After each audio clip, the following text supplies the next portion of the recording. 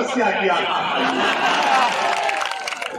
CAA का कानून वापस लेना चाहिए। क्यों लेना चाहिए? क्योंकि वो संविधान के खिलाफ है।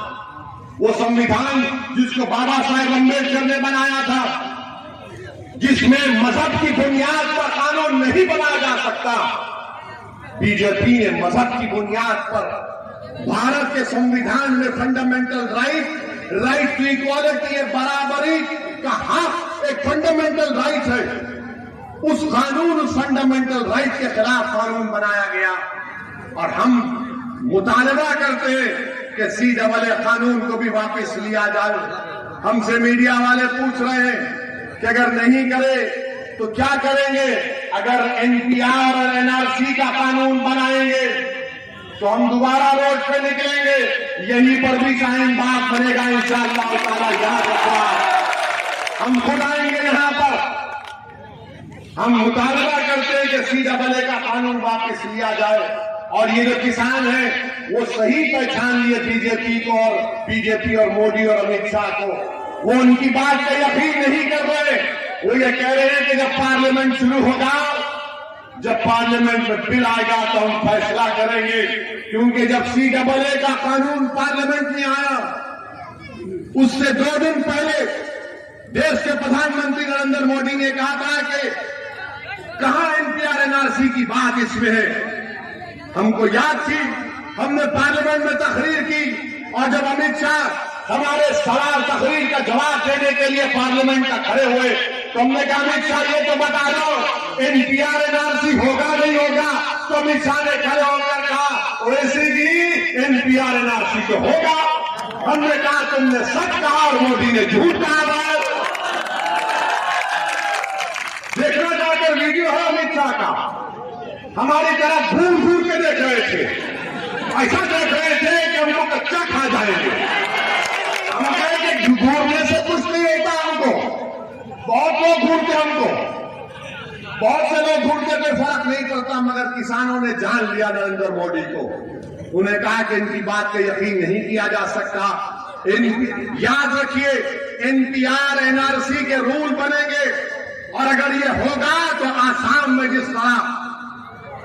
जिस तरह आसाम में लोगों को उनकी शहरियत से महरूम कर दिया गया, वही प्रोग्राम है, वही प्रोग्राम है। इसके खिलाफ आपको आवाज दिया मगर बीजेपी को नहीं दिया।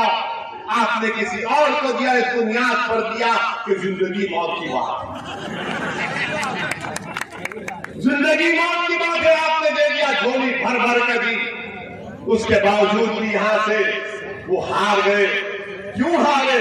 इसलिए हारे कि समाजवादी पार्टी को दूसरों का वोट नहीं मिला। यह हकीकत है, इससे कोई इनकार नहीं किया जा सकता। लोकसभा का चुनाव हुआ 2019 का, यहां से बीजेपी के MP उम्मीदवार जीत गए, 1 लाख वोट से जीते। अब बताओ क्या आपने वोट नहीं दिया था? यहां से सपा और BSP का अलायंस था 2019 में। 17 में अखिलेश और राहुल का अलायंस था। 19 में अखिलेश और बहन जी का था। 5 साल पहले विधानसभा में अखिलेश और राहुल का था। जब अखिलेश और राहुल मिले तो 22,000 वोट से हार गए।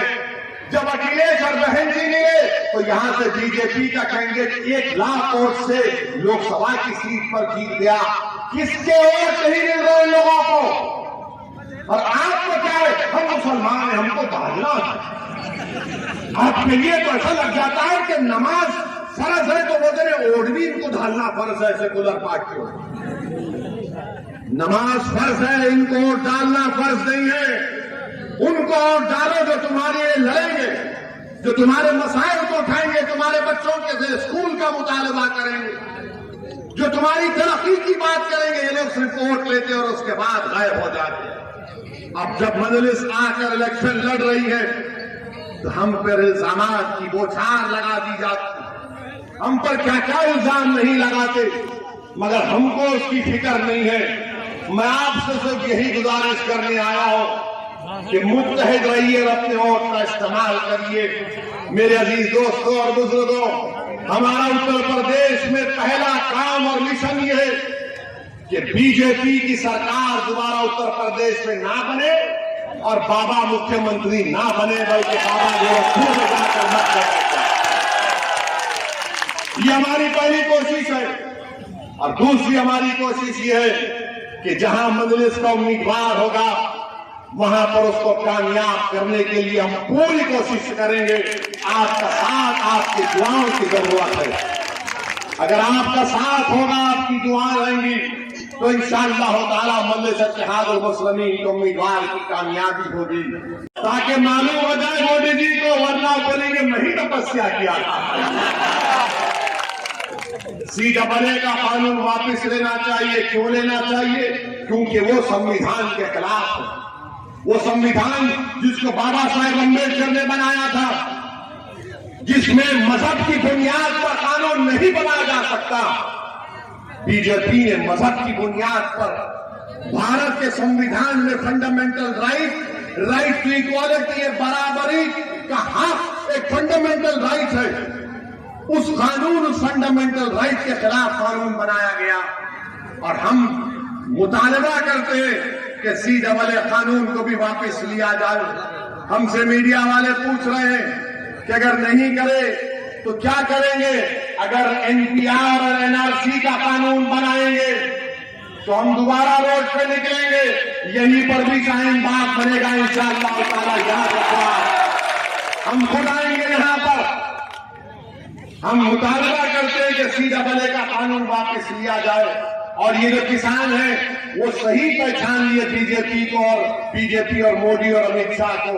वो उनकी बात पे यकीन नहीं कर रहे। वो ये कह रहे हैं कि जब पार्लियामेंट शुरू होगा, जब पार्लियामेंट में बिल आएगा तो हम फैसला करेंगे। क्योंकि जब CAA का कानून पार्लियामेंट में आया, उससे 2 दिन पहले देश के प्रधानमंत्री नरेंद्र मोदी ने कहा था कि कहां NPR NRC की बात इसमें है। हमको याद थी, हमने पार्लियामेंट में तकरीर की, और जब अमित शाह हमारे सवाल तकरीर का जवाब देने के लिए पार्लियामेंट का खड़े हुए तो हमने कहा अमित शाह ये तो बता दो NPR NRC होगा नहीं होगा? तो अमित शाह ने खड़े होकर कहा ओवैसी जी NPR NRC तो होगा। हमने कहा तुमने सच कहा और मोदी ने झूठ कहा। देखना जाकर वीडियो है अमित शाह का, हमारी तरफ घूर घूर के देख रहे थे। ऐसा देख रहे थे कि हमको कच्चा खा जाएंगे। हम कहे कि घूरने से कुछ नहीं होता हमको। बहुत लोग घूरते हमको, बहुत से लोग घूरते कोई फर्क नहीं पड़ता। मगर किसानों ने जान लिया नरेंद्र मोदी को। उन्हें कहा कि इनकी बात पे यकीन नहीं किया जा सकता।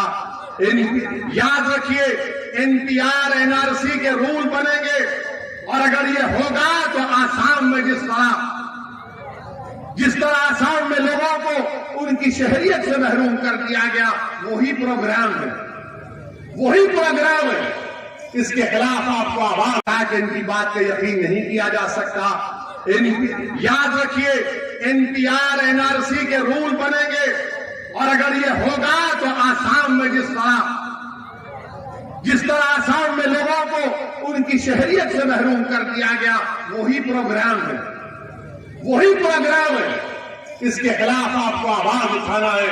मेरे अजीज दोस्तों और बुजुर्गों, यही चंद बातें थी जो मैंने क्लास के साथ आपके सामने रखा। मेरी आपसे निबंध गुजारिश है कि मुत्तहिद हो जाइए और अपने वोट का इस्तेमाल, मजलिस का इंतखाबी निशान पतंग है, पतंग के निशान पर बटन दबाकर अपनी पार्टी को, अपने इत्तेहाद को कामयाब करिए।